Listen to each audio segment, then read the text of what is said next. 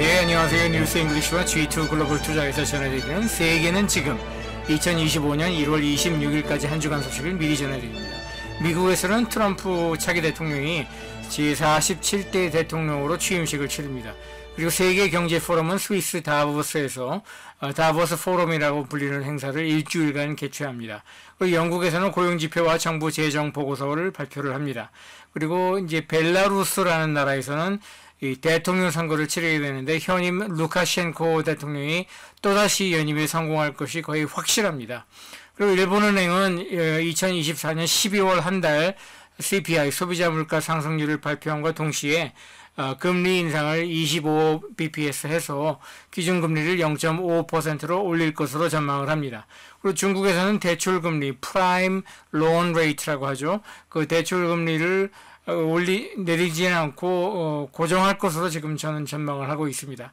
그리고 터키에서는 기준금리를 260bps 내려가지고 무려 45%로 금리를 인하할 것으로 전망을 합니다. 그럼 한 꼭지씩 짚어드리겠습니다. 1월 20일 월요일입니다. 트럼프가 드디어 이제 47대 대통령 취임식에 하게 되는데 미국 역사상 가장 나이가 많은 대통령이 되는 거고요. 그다음에 사상 또 최초로 전과자가 대통령이 되는 겁니다. 이 사람 전과자 맞습니다. 그런데 지금 수십 건이 더 재판에 걸려 있는데 그게 전부 다 지금 무효 또는 뭐 없었던 일로 지금 되고 있습니다. 참 기가 막힐 노릇이죠. 중국에서는 이 트럼프 대통령의 그 취임식에 한정이라는 그 부주석이죠.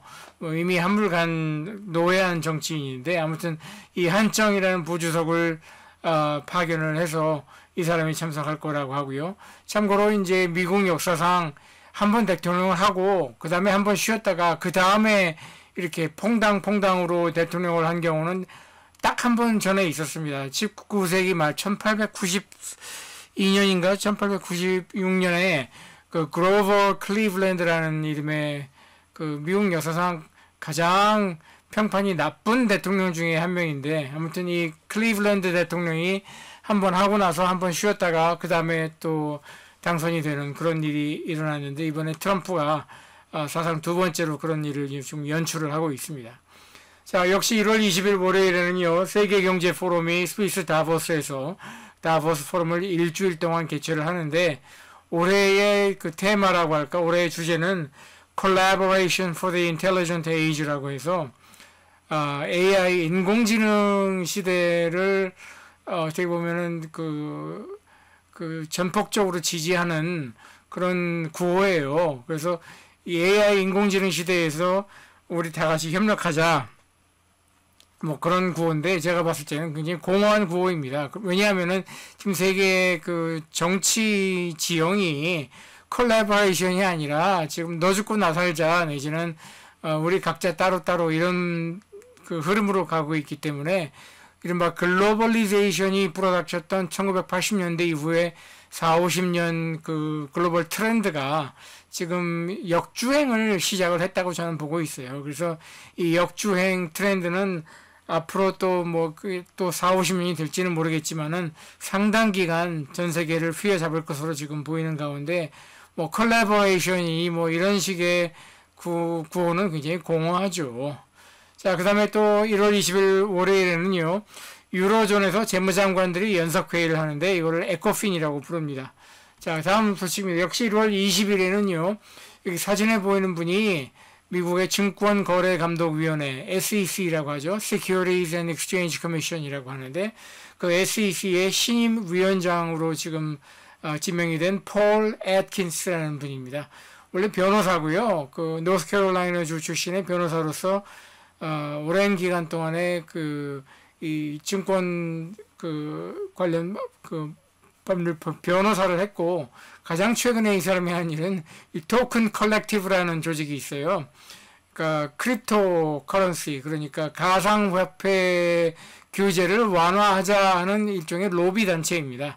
그 로비 단체의 고문 변호사를 하고 있었던 사람이었고 참고로 이 사람은 또 그 조지 W 부시 행정부 시기에 그러니까 2003년부터 2008년까지 그때 이제 SEC 그 증권거래감독위원회의 위원장은 아니고 그냥 위원회의 위원 중에 한 명이었습니다. 그러니까 경험이 아주 없지는 않은 것이죠.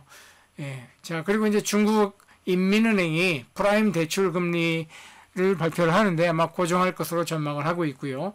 유럽연합에서는 2024년 3분기 경제 성장률 GDP 추정치를 또 발표를 합니다.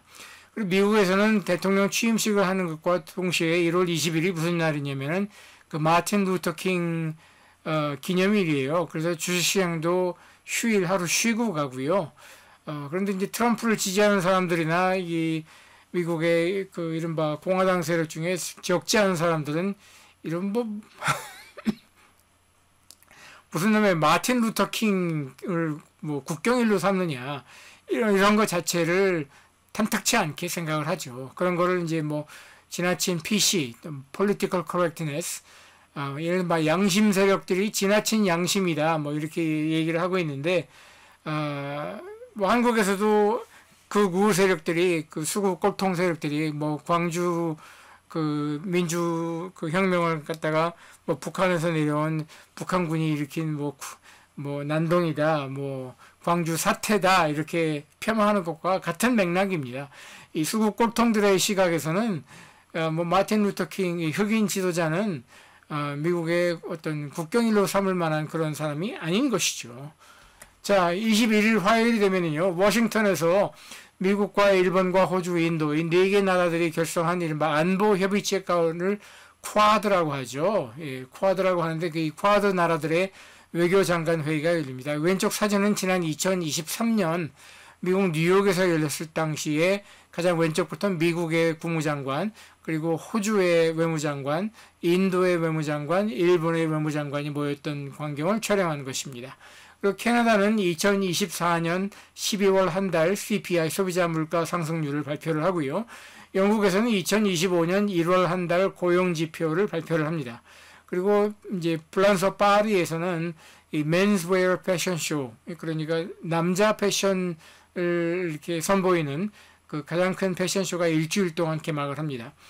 주회가 지켜보는 기업들 가운데 실적을 발표하는 주요 기업들로서는 미국의 그 인더스트리얼 기업이죠. 3M, 그리고 프랑스의 그 철도, 그 다음에 기계류 생산하는 알스톰, 그 다음에 호주 그 광산 기업으로 세계 최대의 광물 자원 기업인 BHP 그룹, 그 다음에 미국의 이제 신용카드 기업이죠. 은행이라고 할 수 있는데, 캐피탈 원, 그 다음에 뭐 넷플릭스라는 그 세계 최고의 그 미디어, 영화 미디어 기업, 그 다음에 프롤로지스는 어떤 기업이냐면 미국 기업인데, 이 주로 이제 웨어하우스, 그러니까 물류 창고라든지 서플라이 체인을 관리하는 그 이른바 그 부동산 관리 회사예요. 그러니까 물류 창고 쪽으로 특화된 그런 부동산 및 물류 시스템 관리하는 회사입니다.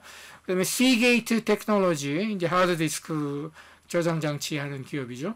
네, 이런 기업들이 실적 발표를 합니다. 그리고 1월 22일 수요일이 되면은요, 여기 사진에 보이는 분이 영국의 그 지금 노동당 정부의 재무장관이죠. 레이첼 리브스라는 분인데 12월 한 달 그 영국의 정부 재정 현황을 발표를 합니다. 정부 재정 현황이라고 하면은 세수입과 지출에서 공공부채와 세제 수정안이 지금 어떻게 지금 바뀌고 있는가를 발표를 하는데 영국 정부는 지금 너무너무 지금 돈이 없어요. 세수입이 너무너무 부족해요. 왜냐하면은 14년 동안 그 집권했던 영국 보수당 정부가 틈만 나면은 여기저기서 감세를 해주고, 감세를 하니까 세수입이 줄어들었죠.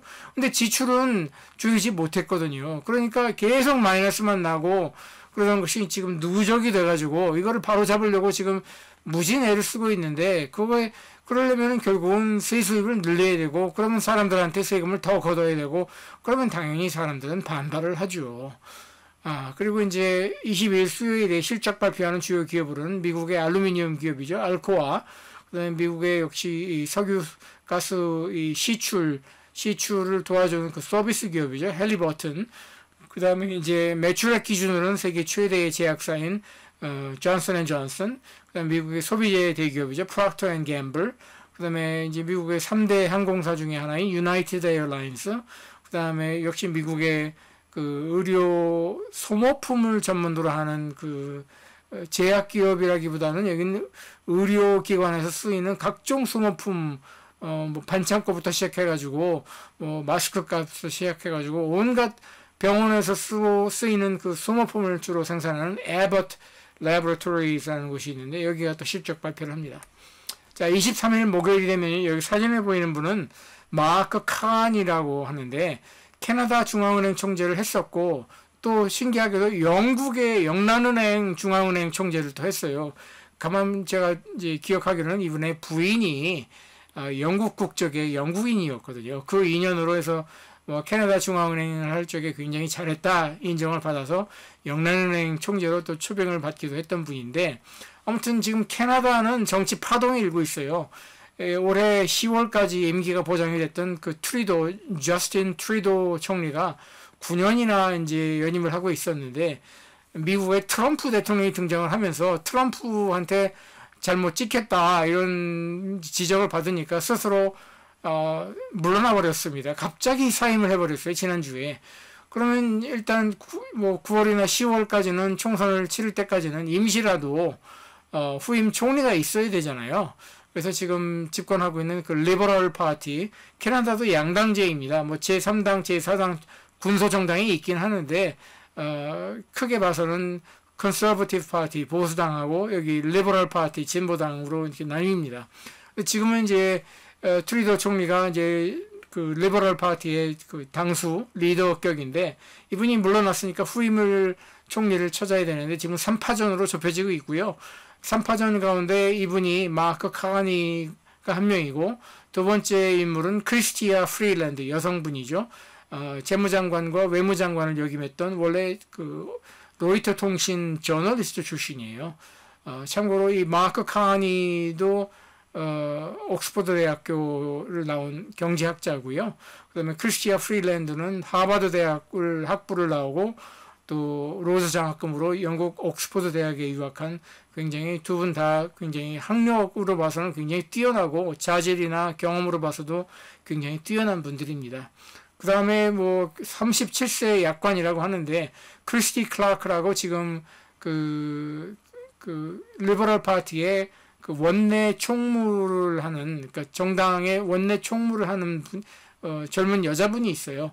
예, 이분도 뛰어들어가지고 지금 3파전이 될 것이라고 합니다.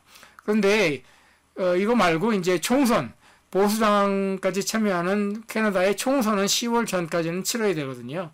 그랬을 적에는 지금 리버럴 파티가 또다시 집권할 가능성은 굉장히 낮고요. 지금 여론조사에서 12% 정도 앞서고 있는 그 컨서버티브 파티, 그러니까 보수당의 당수 역할을 하는 피에르 볼리에브라는 분이, 이분도 나이가 40세밖에 안 되는 약관인데, 이분이 차기 총리로 지금 유력하다고 합니다. 역시 이제 캐나다의 컨서버티브 파티의 노선도 작은 정부를 지향을 하고, 뭐 사회문화 이슈로서는 한마디로 아까 말씀드렸던 그 political correctness, PC주의, 그러니까 정치적으로 올바름, 뭐 사회문화적으로 양심적으로 살자 하는 그 양심주의가 너무 지나쳤다. 그래서 우리는 양심대로 살려면 니들이나 양심껏 살라. 우리는 양심대로 사는 거 싫다. 이런 양심주의를 배격하는 그런 사람들이 이제 주로 보수당을 지지를 하는데, 이 보수당 세력이 굉장히 유력합니다. 세계적인 현상이죠.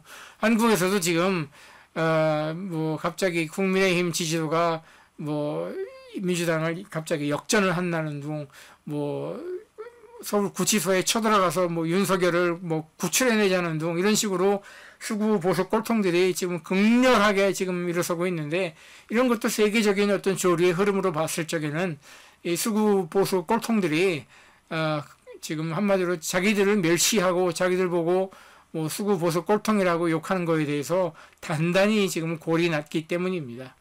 그리고 중국 우한에서는 코로나로 인해서 그 봉쇄 조치를 실시한 지 딱 5주년이 되는 날이 1월 23일입니다. 역시 1월 23일에는요, 여기 사진에 보이는 분이 이제 봉준호 감독이고 아카데미상을 탔을 때, 작품상을 탔을 때의 모습이죠.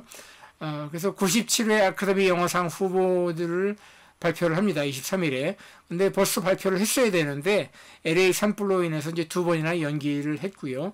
그 다음에 또 아카데미상만큼은 아니지만 독립영화제로 유명한 선댄스 필름 페스티벌이라고 미국 유타주의 파크시티라는 그 스키 리조트에서 매년 한 번씩 이맘때 열리는데 41회 영화제가 열립니다. 그 밖에 이제 터키에서는 중앙은행이 기준금리를 45%로 인하하면서 260 bps를 인하할 것으로 보이고요. 실적 발표하는 주요 기업으로는 미국의 이제 철도, 화물철도 회사죠. 유니언 퍼시픽.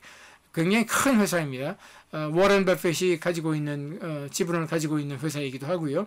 그다음에 미국의 그 주로 DSP, 디지털 사운드 프로세서 같은 반도체를 디자인부터 생산까지 일관 생산하는 텍사스 인스트루먼트, 그다음에 아메리칸 에어라인스, 미국의 3대 항공사 가운데 하나죠.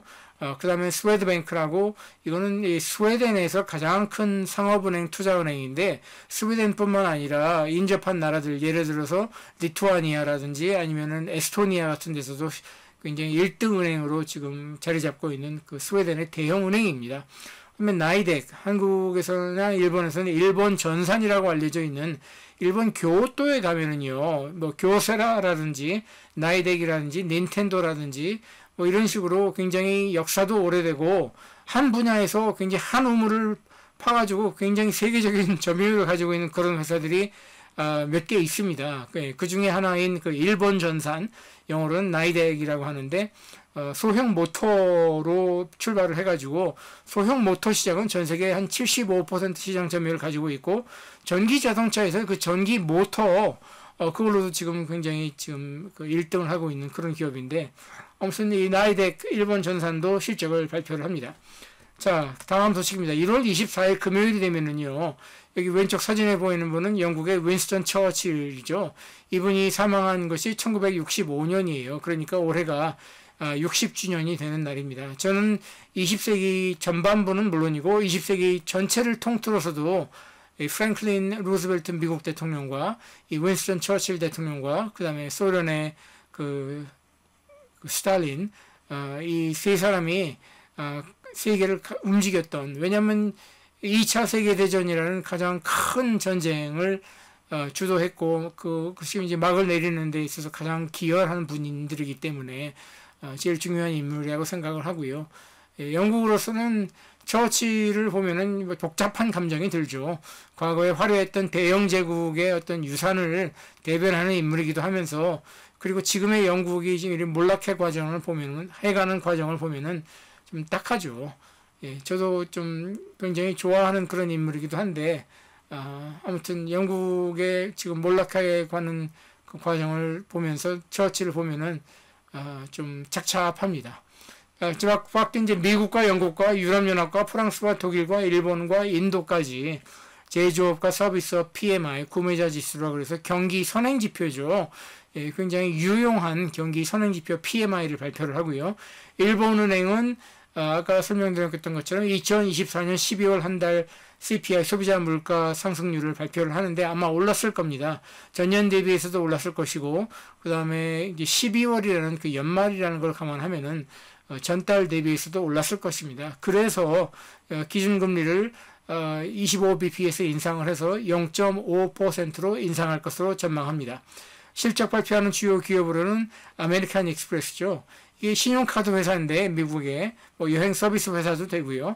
이 워런 버핏이 가지고 있는 그 여러 종목들 가운데 두 번째로 많은 데가 이 아멕스라고 합니다. 제일 많이 갖고 있는 건 물론 애플이고요. 자, 그 다음에 미국의 가장 큰 통신 회사죠. 베라이존도 실적을 발표를 합니다. 자, 다음 1월 25일 토요일이 되면은요, 그리스에서 대통령 선거를 치릅니다. 그리스는 이제 그 내각제라 해가지고 대통령이 아니라 총리가 실권자예요. 그 대통령은 뭐 국가 원수로서 상징적인 존재일 뿐인데, 아무튼 그래도 그 대통령을 뽑는 선거를 치르게 됩니다. 영국에서는 상속세 개혁을 반대하는 농민들이 시위를 예고를 하고 있습니다. 영국이 아까 말씀드린 대로 지금 세수입이 너무나 많이 쪼그라들어서 돈이 없어요. 그러니까 여기저기서 뭐 세수입을 늘리려고 온갖 꾀를 지금 부리고 있어요. 꾀를 부리고 있다기보다도 지금 뭐 마른 수건도 쥐어짜는 형편인데 그 중에서 뭐 제가 기억하는 걸로는 사립 초중고등학교에 아이들을 보내는 학부형들한테 그 등록금 내는 등록금이 만만치 않거든요. 한국 돈으로 수천만 원에 달하는데 그 돈에 더해서 해서 지금 20% 부가가치세를 추가로 매기겠다.